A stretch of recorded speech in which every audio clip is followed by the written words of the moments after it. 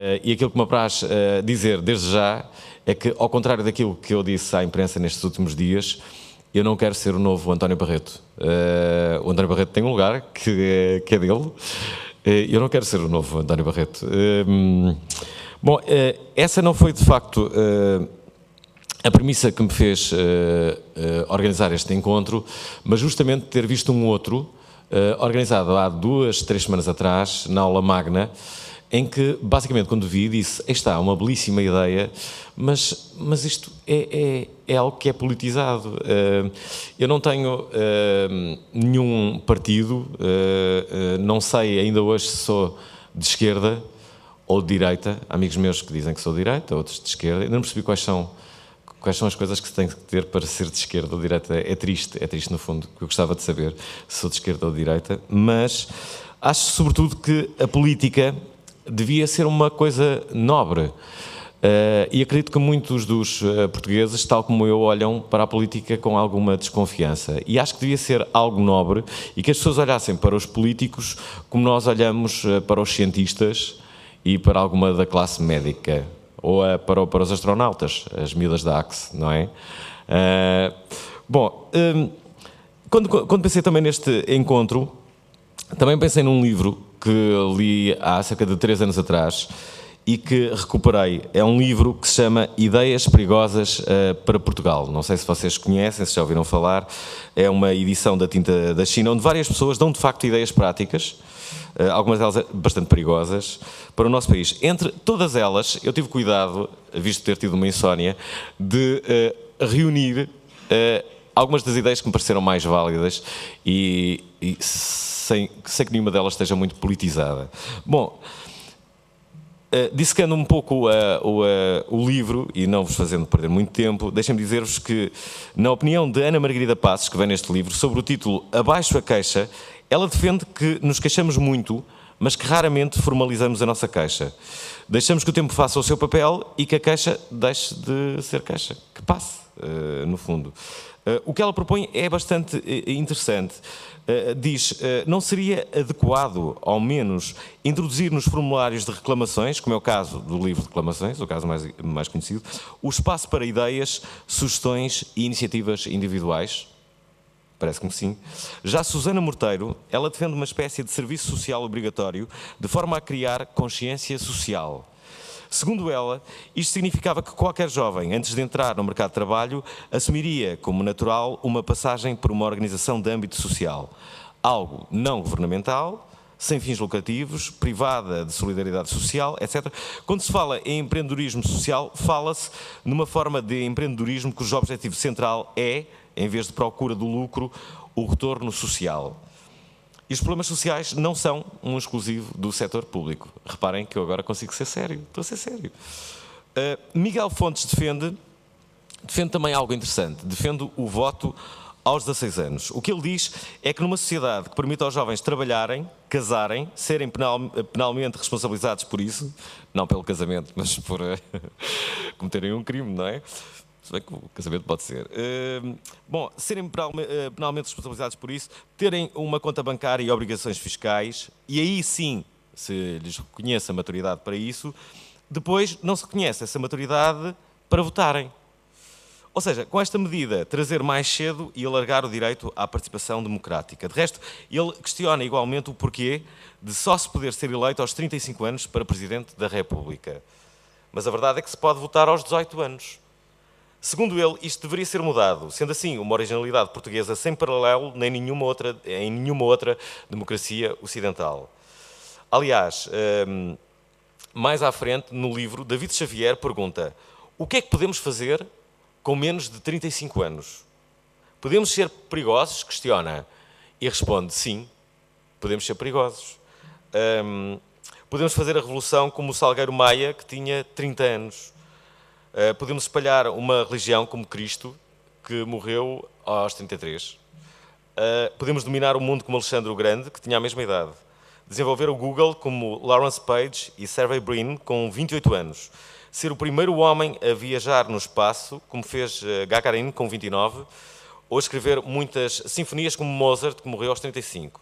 O que ambos acreditam é que a meritocracia não está ligada à idade, pelo que limitá-la para este exercício e para a função pública, digo agora eu, é limitar a inovação, o descobrimento, o conhecimento e o progresso de um país e o mundo. Falei em função pública e não foi por acaso. Já repararam como é raro vermos alguém ocupar um importante lugar de relevo com uma idade, alguém novo, a assumir um papel preponderante na função pública? Isso é muito raro e isso também pode explicar algo do que acontece neste setor. Eu acho que, a meu ver, isso também poderia ser mudado. A idade, definitivamente, não é um posto. Bem, ainda a este propósito, já Marta Rebelo, falando da reforma do sistema eleitoral português, dá o exemplo da Austrália para defender que o voto seja obrigatório, mas, contudo, facilitando e muito o seu exercício.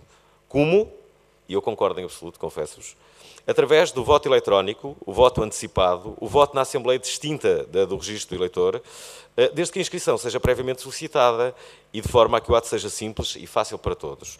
Neste caso, em particular, eu vou mais longe, até porque a palavra obrigatória por vezes me embaraça. Acho que mais do que obrigar alguém a votar, o Estado podia dar vantagens. Descontos no IRS, para quem votasse, no El Corte Inglês, nos saldos. Algo, mas o Estado poderia fazê-lo. Já Miguel Freitas defende uma mudança nas atuais políticas de apoio à natalidade e de imigração, de forma a rejuvenescer a população. Eu, por exemplo, acho que devia haver mais erotismo na RTP. As pessoas viam os filmes e da sala passavam imediatamente para o quarto. Mas Miguel é um tipo sério. E ele defende que se deve aumentar a população portuguesa, incentivando a natalidade através de políticas de apoio à família, incluindo mais abono de família e durante mais anos, mais flexibilidade de horários laborais, creches com horários alargados. Segundo o mesmo, Portugal deverá desenvolver, manter e atrair mais talento qualificado através destas políticas de apoio à natalidade, à imigração e de qualificação-formação. Eu acrescento que Portugal deveria ser o país no mundo que melhores condições poderia dar a estes talentos, aos nossos e aos que quisessem vir para Portugal criar valor. Cidades como Barcelona, Berlim, Amsterdão são conhecidas por isso, mas não só, por serem cidades que promovem a criação de talento, nomeadamente com políticas em que oferecem edifícios, locais que se encontram desocupados para que as pessoas as ocupem, assumidamente para criar. Vejo tantos edifícios nesta condição em Portugal, que me parece uma pena e insensato que não os possamos rentabilizar e ocupá-los. Ainda segundo o autor, se for possível fixar, desenvolver e regenerar talento, também o capital de investimento permanece naquele território. Ainda a propósito da natalidade, quando estava a escrever este meu bonito discurso, lembrei-me que na Finlândia eles tinham e têm uma caixa, é uma tradição que existe há 75 anos, foi criada nos anos 30. Todas as mulheres grávidas na Finlândia recebem um kit de maternidade do governo. O kit, ouçam só, inclui uma caixa com roupas, lençóis, brinquedos e a ideia é que a própria caixa seja usada como cama durante os primeiros meses de vida do bebê. Muitos acreditam que o kit ajudou a Finlândia a alcançar uma das mais baixas taxas de mortalidade infantil do mundo. É uma tradição com origem na década de 30, como há pouco disse, e desenvolvida para dar a todas as crianças na Finlândia um começo de vida igual, independentemente da classe social. Eu acho isto uma boa ideia e as nossas crianças também podiam ter um kit com um cartão de sócio do Benfica, para as crianças se habituarem a crescerem saudavelmente. Talvez seja exagerada esta minha última ideia. Bom, do ponto de vista da educação, são muitos os que referem a criação de escolas de excelência, não só para os estudantes portugueses, mas de tal forma excelentes, com alunos... mas de tal forma excelentes, com um corpo docente especializado, em muitos casos internacional, e que façam dali sair alunos e empresários e gestores e líderes e artistas com essa cultura de exigência e que atraia estudantes de outros países para virem estudar para cá. Quem o defende é José Miguel Urbano, mas também Luís Oliveira e Silva, que fala da necessidade de uma universidade de elite, aliás, para atrair talentos à escala internacional. Aliás, Praga é desse exemplo, tem uma ótima escola de cinema, onde muitos estudantes de cinema se dirigem, porque é bastante mais barato do que estudar, por exemplo, nos Estados Unidos. Portugal também podia ter uma escola de gestão que se distinguisse de todas as outras e que os grandes gestores do mundo para aqui viessem e nós ficávamos a lucrar, porque como era cá, de certeza que teríamos também muitos estudantes portugueses e teríamos de outros países. Mas a possibilidade deles ficarem no nosso país e termos bons gestores, eu acho que seria elevada.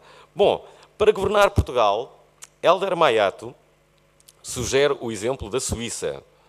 Eu gostava que vários governantes estivessem agora a ver esta intervenção, para perceberem a ideia do Helder Maiato. Olhem só. Ele sugere o exemplo da Suíça, que é governada por um conselho administrativo com assento no Parlamento. As vantagens, segundo ele, são 1. Uma supervisão interna. 2. Procura de consenso. 3. Toda a gente se sente representada no governo. 4. Aumento do interesse e participação dos cidadãos na política através de uma democracia mais direta. Finalmente, e é a última coisa que eu retiro deste livro, relembro, estamos a falar de um livro que se chama Ideias Perigosas para Portugal, a Mónica Betancourt Dias defende a criação de um provedor de racionalidade, uma personalidade independente do Poder Executivo, eleita no Parlamento, de preferência alguém com historial de racionalidade. Por exemplo, um cientista. Os cientistas têm sempre uma boa imagem. Devem ser os únicos, quase, neste momento. Um provedor teria como funções receber queixas específicas dos cidadãos, visando comunicações ambíguas e pouco esclarecedoras, monitorizar os noticiários televisivos e de rádio em português e detectar falhas de lógica na comunicação. Fazer estudos sobre a melhor maneira de implementar o uso da lógica na comunicação e a sua aprendizagem nas escolas e, mais importante, fazer rankings públicos dos mais lógicos e menos lógicos entre jornalistas, comentadores e decisores. Uma espécie de provedor do ouvinte ou do telespectador, mas no fundo ser um provedor do cidadão. Eu adoro esta ideia. Acho que devia haver o provedor de Portugal. Isso podia ser uma das ideias deste encontro. Se tiver aí alguém que queira ser o provedor, levante o braço. Ninguém. Pois, calculei. Bom, isto são só algumas ideias que vinham neste livro, com alguns comentários, muitas delas acrescentem algumas coisas, mas agora, e até para dar o exemplo, funcionando um pouco como um excitador, se quiserem usar este termo, das pessoas que vão falar a seguir, eu gostava aqui de dar algumas ideias minhas, umas mais divertidas do que outras, outras mais sérias. A primeira, embora possa não parecer, é uma ideia séria. Eu gostava de adotar o sistema das farmácias, isto é, a farmácia de serviço para todos os outros serviços em Portugal. Isto é, a ideia de que Portugal não para, que está 24 horas aberto. Por exemplo, eu moro em Campolide, sei que o restaurante da minha rua está fechado, mas também sei, com este serviço, que ele vai ter um papel, exemplo do que fazem todas as farmácias, que diz: este restaurante está fechado, mas o restaurante de serviço aqui em Campolide é este. Ia lá comer rojões, às 4. E quem diz a um restaurante, diz um ginásio, diz um carpinteiro, diz um centro comercial. Eu acho que se devia adaptar o mesmo sistema das farmácias para todos estes serviços. Madrid adaptou isto em relação ao comércio e Madrid, neste momento, é uma cidade que não fecha durante 24 horas. E ainda bem, Madrid me mata. Bom, a segunda ideia é a Via Verde. Ouçam, nós fomos os criadores, os precursores da Via Verde. Eu sou o maior fã de Via Verde. Eu gostava de ter um daqueles autocolantes que diz I love Via Verde, assim com o coração. Bom, sabe muito bem usar a Via Verde, não só nas portagens. Adoro usar a Via Verde nos parques de estacionamento, por exemplo. Adoro, é das melhores invenções do mundo. A tal modo que eu acho que nós, já que fomos precursores dessa ideia, devíamos desenvolvê-la ainda mais. Como, tendo uma espécie de dispositivo, cada cidadão, uma espécie de cartão de cidadão, mas que em vez de ser o cartão de cidadão, era a nossa Via Verde. E era uma Via Verde para tudo. Para as farmácias, para os supermercados, enfim, um serviço que nos permitisse, em qualquer domínio, não perder tempo com filas. E Portugal ser o país mais despachado do mundo. Era um conceito. A minha terceira ideia, e já que falamos em novas tecnologias, eu acho que Portugal tem dado alguns passos a esse nível. Por exemplo, passa a publicidade aqui à Mel e à Zone. A Mel e a Zone têm agora um serviço que dizem ser pioneiro no mundo. Não sei se isto é verdade, mas creio que sim. Bom, esse serviço permite-nos fazer uma recolha de conteúdos até 7 dias atrás.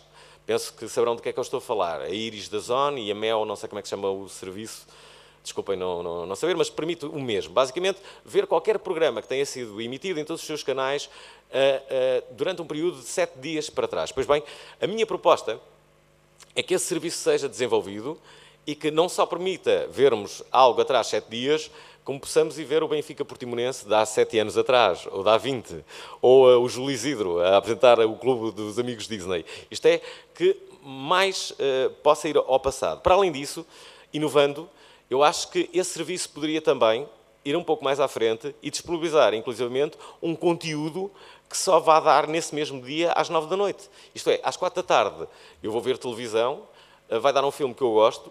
Bem, não pode ser um acontecimento em direto, isso não será possível, não é? Mas vai dar um filme, porque não eu vê-lo logo naquela altura em que tenho disponibilidade.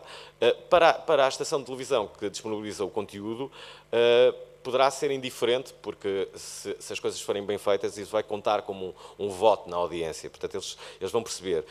Para além disso, um amigo meu, o Frederico Pombares, quando eu lhe estava a dar esta ideia, e ele confessava, tu és um gênio. Não, ele não confessou isto.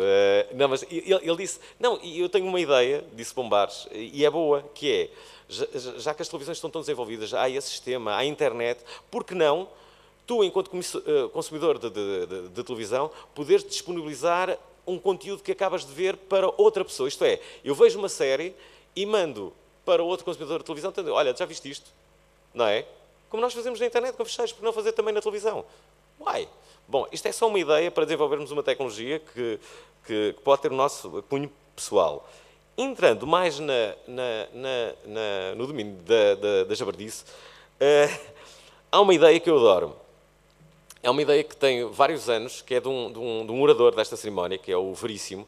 Bom, ele tinha uma ideia que era criar um monstro a sério, um monstro em Portugal. Esta ideia, que eu dou como exemplo, podemos a partir dela fazer outras coisas, mas devíamos pensar em como é que poderíamos criar um fenómeno destes em Portugal. Temos o Milagre de Fátima, não é? Mas já foi há muito tempo, está na altura de fazermos outra coisa. Então, o monstro podia ser o monstro de Monsanto. Um monstro, então, adaptado ao modelo da Escócia e do lago Ness, o Nessie, não é? Bom, nós podíamos até assumir que isto era uma brincadeira, podíamos perfeitamente assumir ao mundo que era uma brincadeira, mas criávamos todos os dispositivos de divertimento para esta brincadeira. Isto é, com uma campanha de marketing concertada, com merchandising adequado, com roupa a dizer eu vi o monstro, eu estive em Monsanto e vi o monte. Enfim, eu gostava que pensassem nisso. Podíamos ter filmes suspeitos com um monstrinho qualquer a abanar as árvores, mas fazer algo. Eu adorava fazer o monstro de Monsanto. Bom, há outra coisa que eu pensei, que é o marketing aéreo. O marketing aéreo parece-me essencial e basicamente como é que ele se manifesta. Eu, enquanto, aliás, como todos, como passageiro de avião, normalmente gosto de ir à janela. E o que me acontece muitas das vezes é que quando estou a voar e estou na minha janela a ver aquilo que estou a passar por cima, eu nunca sei quais são as cidades que eu estou a passar. Digo, olha, que bonita cidade. So what? Eu não sei como é que se chama. E eu acho que devíamos resolver o problema usando o modelo Hollywood. Porquê que Hollywood é conhecido? Porque tem aquelas letrinhas que dizem Hollywood. Bem, não é só por causa disso. Uma ideia para Portugal. Eu acho que as cidades podiam todas elas ter umas letras iguais às de Hollywood a dizerem justamente onde é que as pessoas estavam. E porquê? Porque se pensarmos na quantidade, nas centenas, nas milhares de pessoas que todos os dias atravessam Portugal, ao menos sabiam cada uma das cidades por onde estavam a passar e perceber que Portugal é tão bonito. Aliás, podia haver logo umas letras enormes a dizer Portugal, welcome, não era?